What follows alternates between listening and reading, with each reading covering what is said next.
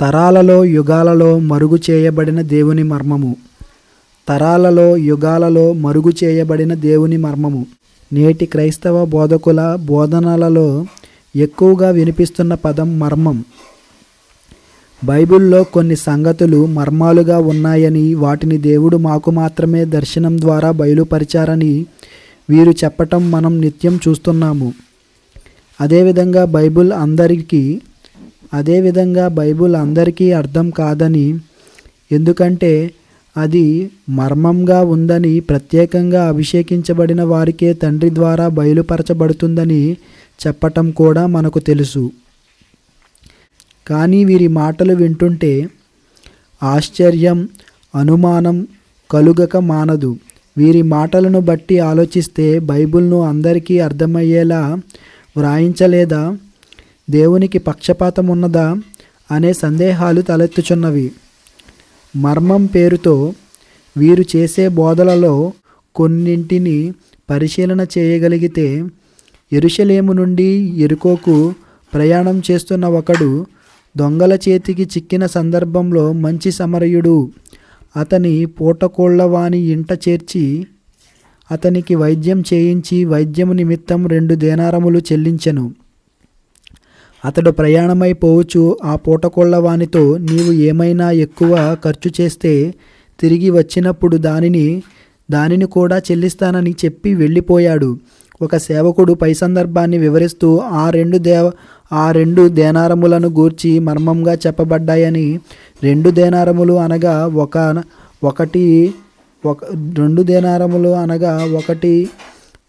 ఒకటి పాత నిబంధన అని, రెండవది క్రొత్త నిబంధన అని చెబుతున్నాడు. ఇది ఎలా చెప్పగలిగారు అని అడిగితే, దేవదర్శనం వలన నాకు బయలుపరచబడినదని చెబుతున్నారు.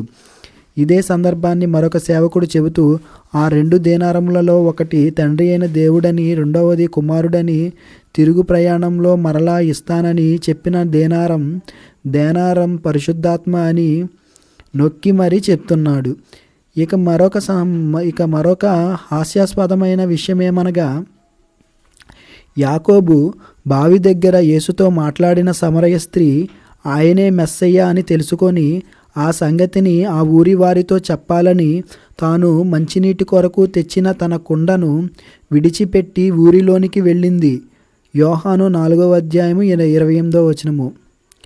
ఇది చదివిన ఒక సేవకుడు తనకు ఒక గొప్ప మర్మం బయలుపరచబడినదని గొప్పగా చెప్పాడు. ఆమె తన కుండను విడిచిపెట్టింది అంటే అర్థమేమిటో తెలుసా? కుండ అంటే కుండ కాదు, అది పాపమనే కుండ అని అన్నాడు.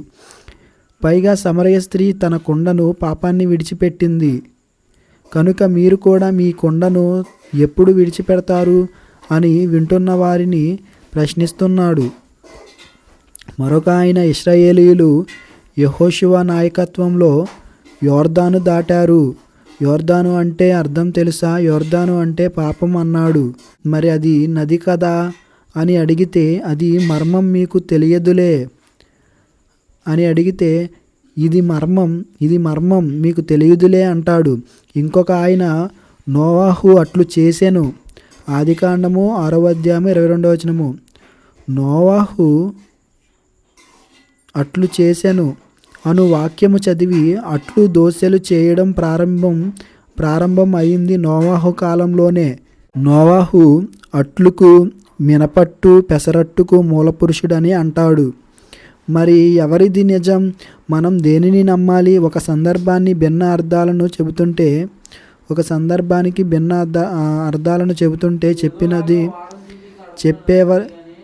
తప్పెవరిది? దేవుడు ఎప్పుడు ఎక్కడ 2 మాటలు చెప్పడు. ఆయనది రెండు నాలుకల ధోరణి కాదు. ఆయన అబద్ధికుడు కాడు. కనుక వీరి మాటలు వింటున్న మనం జాగ్రత్త పడవలసినదే. అసలే బైబిల్ చదవడంలో క్రైస్తవుడు సోమరిగా మారాడు కనుక మనం బైబిల్ చదివినప్పుడు జాగ్రత్త వహించాలి. ఇక మర్మం అనగా రహస్యం అని అర్థం. బైబిల్లో మర్మాలు లేక రహస్యాలు ఉన్నాయా? ఒకవేళ ఉంటే అవి ఎప్పటి వరకు రహస్యముగా ఉంచబడ్డాయి? దానిని ఎవరు తెలియజేయలేదా? ఒకవేళ తెలియజేస్తే ఎప్పుడు తెలియజేస్తారు? ఎవరు బయలుపరిచారు అనే ప్రశ్నలు వేసుకుంటూ ముందుకు వెళ్ళగలం. 1 కొరింథీ 2వ అధ్యాయం 7వ వచనము. దేవుని 1 కొరింథీ 2:7 దేవుని జ్ఞానం మర్మమైనట్టుగా బోధించుచున్నాము, ఈ జ్ఞానం మరుగై ఉండెను. ఈ వచనంలో దేవుని జ్ఞానం మరుగై ఉన్నట్టుగా పౌలు గారు చెబుతున్నారు. దేవుని జ్ఞానం అనగా ఏమిటి? 1 కొరింథీ 1:24 1 కొరింథీ 1:24 క్రీస్తు దేవుని శక్తియు దేవుని జ్ఞానమునై ఉన్నాడు. క్రీస్తు దేవుని శక్తియు దేవుని జ్ఞానమునై ఉన్నాడు అనగా క్రీస్తు దేవుని జ్ఞానమైతే ఆ క్రీస్తు రహస్యంగా ఉంచబడ్డాడు అని మనకు స్పష్టమగుచున్నది. మరి ఆ జ్ఞానం క్రీస్తు బయలుపరచబడిందా? అని ఆలోచిస్తే ఎఫెసీ 3:5 ఈ మర్మము పూర్వకాలమందు మనుష్యులకు తెలియపరచబడలేదు, ఈ మర్మం పూర్వకాలమందు వారికి తెలీదు అని అంటున్నారంటే ఇప్పుడున్న వారికి తెలుసనే అర్థం చేసుకోనగలం. ప్రవక్తలకి భక్తులకి తెలుసు కానీ మనుష్యులకు తెలియదు. దేవుడు జ్ఞానాన్ని కొంతకాలం మరుగు చేసి ఉంచారు. దానియేలు 12:4-9 దానియేలు 12:4-9 దానియేలు, నీవు ఈ మాటలను మరుగు చేసి అంత్యకాలం వరకు ఈ గ్రంథమును ముద్రింపుము. ఈ సంగతులు అంత్యకాలము వరకు మరుగుగా ఉండినట్లు ముద్రింపబడినవి. ఈ వచనములను పరిశీలించినట్లయితే క్రీస్తు ఎవరు అన్న సంగతి కానీ, ఆయన ఈ లోకానికి ఎందుకు వచ్చారో అన్న సంగతులు కానీ, ఆయన ఈ లోకమునందు చేయబూనుకొనిన మహాకార్యములు ఏమిటో ఈ ప్రపంచానికి రహస్యంగా ఉంచబడ్డాయి. అందుకే క్రీస్తు లోకంలో ఉన్న అనేకులు ఆయనను గుర్తించలేకపోయారు, ఆయన మాటలను అర్థం చేసుకోలేకపోయారు. దీనికి రుజువు చూడండి. 1 కొరింథీ 2:7-8 1 కొరింథీ 2:7-8 జగదోత్పత్తికి ముందుగానే దేవుడు మన నిమిత్తము ఆయనను నియమించెను. అది ఈ లోకాధికారులలో ఎవ్వనికిని తెలియదు. అది వారికి తెలిసియుండిన ఎడల మహిమా స్వరూపియగు ప్రభువును శిలువ వేయకపోయి ఉందురు. ఈ జగదుత్పత్తికి ముందుగానే దేవుడు మన నిమిత్తము ఆయనను నియమించెను.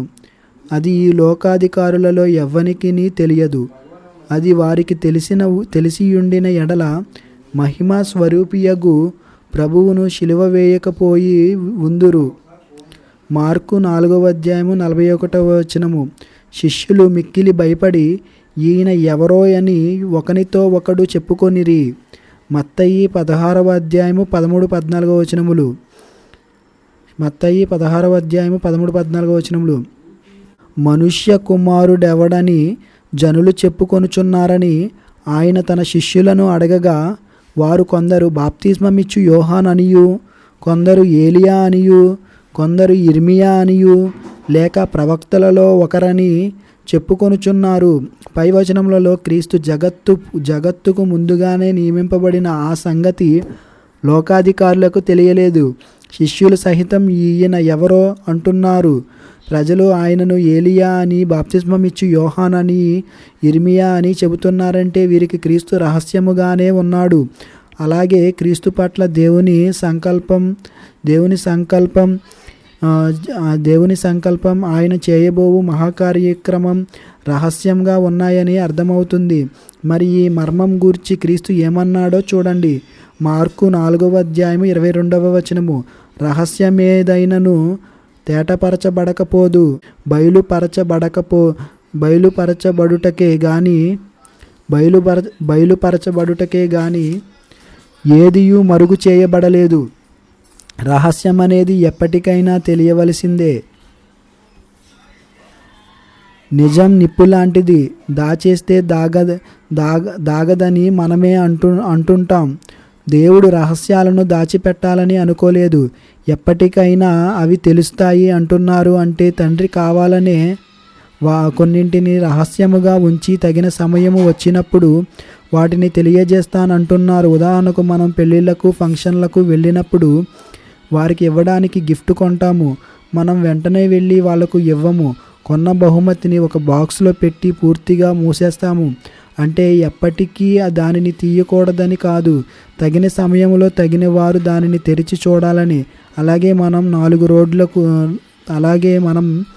4 రోడ్లు కూడిన చోటున జంక్షన్ వీధి మలుపులలో స్వతంత్ర సమర యోధుల విగ్రహాలను, రాజకీయ నాయకుల విగ్రహాలను ప్రతిష్ఠించినప్పుడు వెంటనే దానిని తెరవరు, గుడ్డతో మూసివేస్తారు. కారణం అది ఇప్పటికీ ఎవ్వరికీ కనబడకూడదని కాదు. ప్రధానమంత్రో ముఖ్యమంత్రో ఎవరో వస్తారు, దానికి తగిన సమయం వస్తుంది. వారి చేతుల మీదుగానే ఆ సమయానికి తెరిపిస్తారు.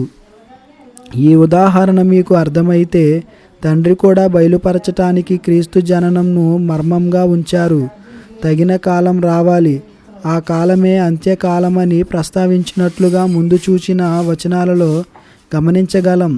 మరి అంత్యకాలం అనేది ఎప్పుడు వచ్చింది? ఎవరు వచ్చి ఈ మర్మాన్ని బయలుపరిచారు అని ఆలోచిస్తే హెబ్రీ 1:1-2 పూర్వకాలమందు నానా సమయములలోనూ నానా విధములుగాను ప్రవక్తల ద్వారా మన పితరులతో మాట్లాడిన దేవుడు ఈ దినముల అంతమందు కుమారుని ద్వారా మనతో మాట్లాడెను.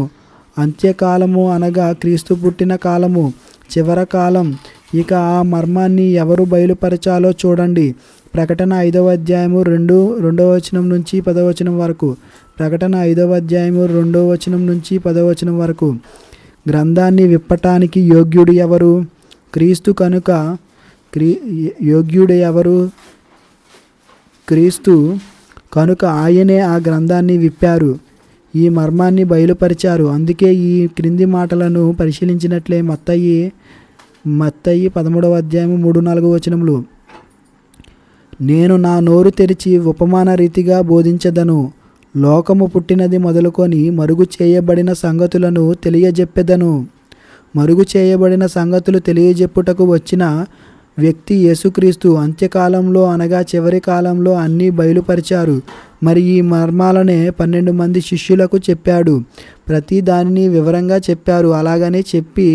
అలాగని చెప్పి ఎవరికీ చెప్పొద్దు అని అనలేదు.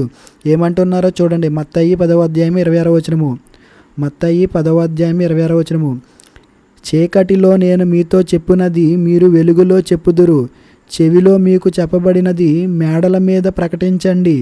ఒక తండ్రి మరణించే ముందు తన ఆస్తి రహస్యాలను తన బిడ్డలతో చెబుతాడు. అలాగే మనం కూడా మన తర్వాత బాధ్యతను స్వీకరించే వారితో రహస్యాలను చెబుతాము. క్రీస్తు కూడా తన తర్వాత బాధ్యతను నిర్వహించేది శిష్యులే. అలాగే మనం కూడా క్రీస్తు కూడా తన తర్వాత బాధ్యతను నిర్వహించేది శిష్యులే కనుక దేవుని రహస్యాలను శిష్యులతో చెప్పాడు. దీన్ని రహస్యంగా ఉంచమని చెప్పలేదు, కానీ ఈ సంగతులన్నీ వెలుగులో ప్రకటించండి, మేడల మీద ప్రకటించండి, మేడల మీద చాటించండి అన్నారు. తర్వాత పౌలు గారు కూడా ఎఫెసీయులకు ఏమని పత్రిక వ్రాస్తున్నారో చూడండి. ఎఫెసీ 3:3 క్రీస్తు మర్మము దేవదర్శనము వలన నాకు తెలియపరచబడింది అని చెబుతున్నారు. అంటే దేవుని రహస్యాలు లేదా క్రీస్తు మర్మం 12 మంది శిష్యులతో పాటు దేవుని చేత ప్రత్యేకంగా ఎన్నుకోబడిన వాడైన పౌలు గారు కూడా తెలుసు.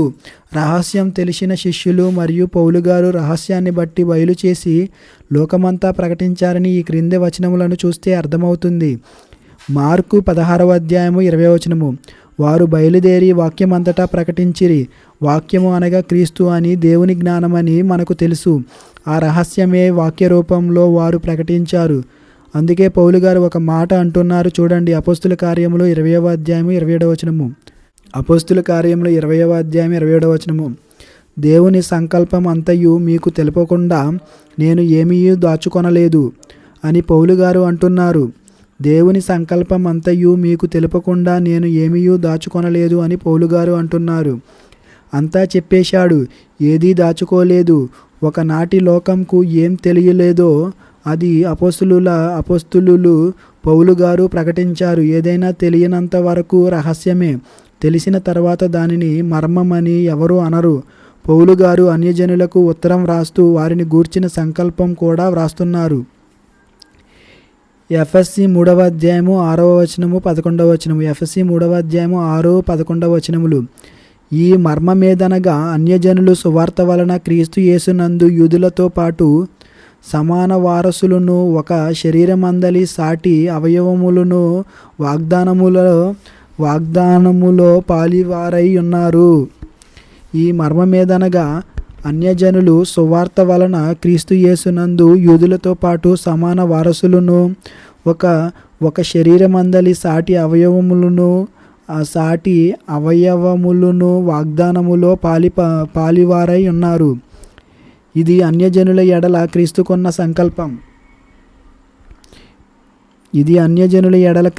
సంకల్పం. ఇది ఒకనాటి లోకానికి రహస్యంగా ఉంచబడింది.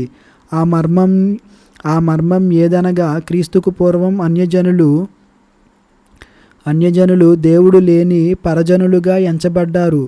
వారిలో భారతీయులైన మనము కూడా ఉన్నాము. యూదులు మరియు ఇశ్రాయేలీయులు దేవుడు మాకే దేవుడు అనుకున్నారు, కానీ అది నిజం కాదు అని యుక్త కాలమందు దేవుడు క్రీస్తు ద్వారా అన్యజనులను యూదులతో సమాన వారసుల్ని చేయాలన్నది ఆయన సంకల్పం అని పౌలు గారు వివరించాడు. ఇది ఒకప్పుడు మర్మముగా ఉంచబడింది. క్రీస్తే ఈ మహాకార్యక్రమాన్ని చేస్తాడన్న నిజము కూడా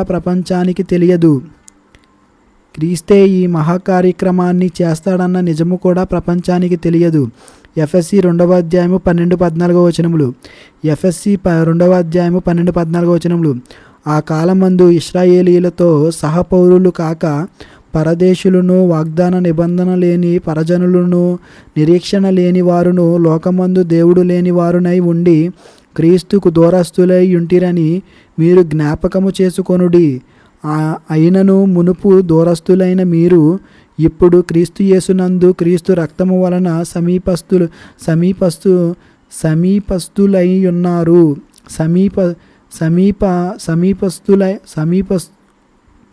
సమీపస్తులై ఉన్నారు. మునుపు అన్యజనులు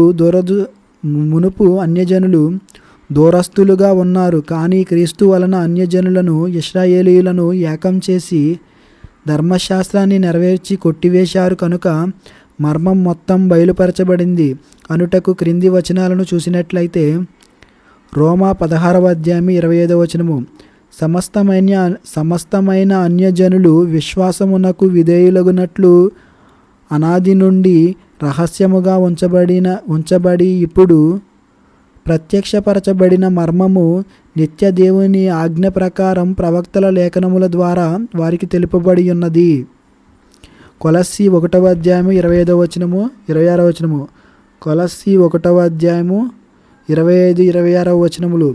దేవుని వాక్యమును అనగా యుగములలో తరములలో మరుగు చేయబడిన మర్మమును సంపూర్ణముగా ప్రకటించుటకు మీ నిమిత్తము నాకు అప్పగింపబడిన దేవుని ఏర్పాటు ప్రకారము నేను ఆ సంఘమునకు పరిచారకుడనైతిని.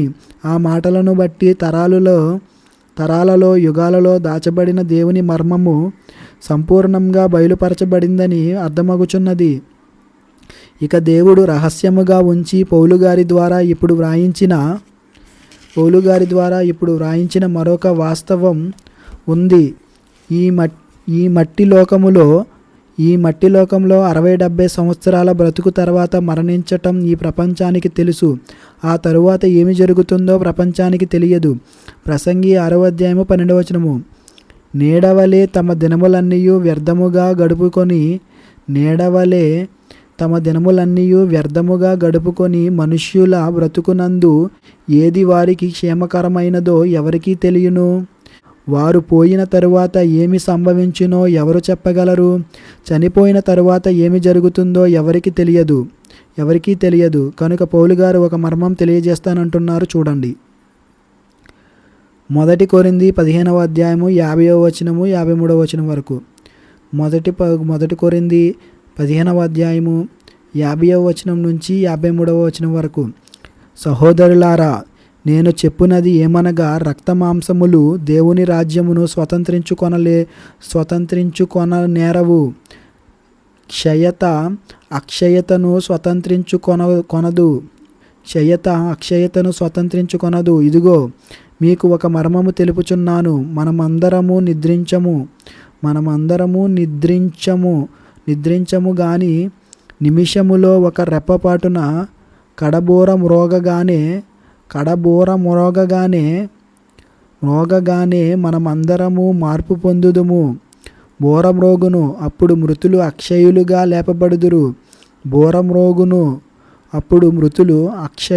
లేపబడుదురు. మనము మార్పు పొందుదుము. క్షయమైన ఈ శరీరము అక్షయతను ధరించుకొనవలసి ఉన్నది. మర్త్యమైన ఈ శరీరము అక్షయతను ధరించుకొనవలసి ఉన్నది.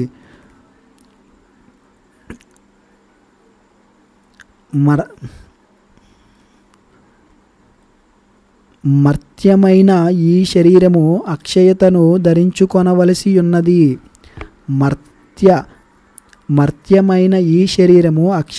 ధరించుకొనవలసి ఉన్నది.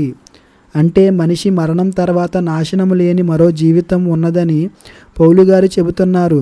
విత్తనము చచ్చిన తర్వాత మరో బ్రతుకును తెచ్చుకుంటుంది. అంటే విత్తనంలో ఒక జీవితం వృక్షముగా మరో జీవితం అంటే మరొక జీవితాన్ని అనుభవిస్తుంది. అలాగే మనిషికి కూడా మరొక జీవితం ఉన్నదనేది ఈ ప్రపంచానికి రహస్యం. కనుక దేవుడు అన్యజనులను కూడా క్రీస్తు ద్వారా రక్షిస్తాడు. అలాగే మనిషికి మరణం తర్వాత మరొక బ్రతుకు ఉంది. ఇవే దేవుని మర్మాలు, సీక్రెట్ ఆఫ్ గాడ్. యేసు ద్వారా ఈ రహస్యాలను తెలుసుకున్న శిష్యులు మరియు పౌలు గారు 27 పుస్తకాల సమ్మేళనమైన క్రొత్త నిబంధన గ్రంథంగా ఆ సంగతులను వ్రాసి మన ముందు ఉంచారు. ఇప్పుడు దైవ రహస్యాలు అని ఏవి లేవు. ప్రకటన 10వ అధ్యాయము 7వ వచనము. సువార్త ప్రకారం దేవుని మర్మము సమాప్తియగును. ప్రకటన 10వ అధ్యాయం 7వ వచనము. సువార్త ప్రకారం దేవుని మర్మము సమాప్తియగును అంటే అన్నీ సమాప్తమయ్యాయి. ఇప్పుడు ఎవరైనా దేవుని మర్మం అని దేనినైనా చెప్తే అది నిజం కాదని మనం గ్రహించాలి. కానీ ఇలా లేని వాటిని పుట్టించిన వారికి శిక్ష ఏంటో చూడండి. ప్రకటన 22వ అధ్యాయము 18వ వచనము. ప్రకటన 22వ అధ్యాయము 18వ వచనము. ఈ గ్రంథమందున్న ప్రవచన వాక్యములను విను ప్రతి వానికి నేను సాక్ష్యమిచ్చున్నది ఏమనగా, ఎవడైనను వీటితో మరి ఏదైనను కలిపిన ఎడల ఈ గ్రంథంలో వ్రాయబడిన తెగుళ్ళు దేవుడు వానికి కలుగజేయును. ఎవడైనను వీటితో మరి ఏదైనను కలిపిన ఎడల ఈ గ్రంథంలో వ్రాయబడిన తెగుళ్ళు దేవుడు వానికి కలుగజేయును. తీసినా కలిపినా వాని మీదకి తెగుళ్ళు వస్తాయి గనుక దేవుడు బయలుపరిచిన ఈ విషయములను చెప్పకుండా ఏ విషయాలనైనా చెప్పుటకు ఏ ఒక్క దొంగ బోధకుడైనా ప్రయత్నిస్తే వారి మాటలలో పడి మోసపోకుండా జాగ్రత్త పడగలరు.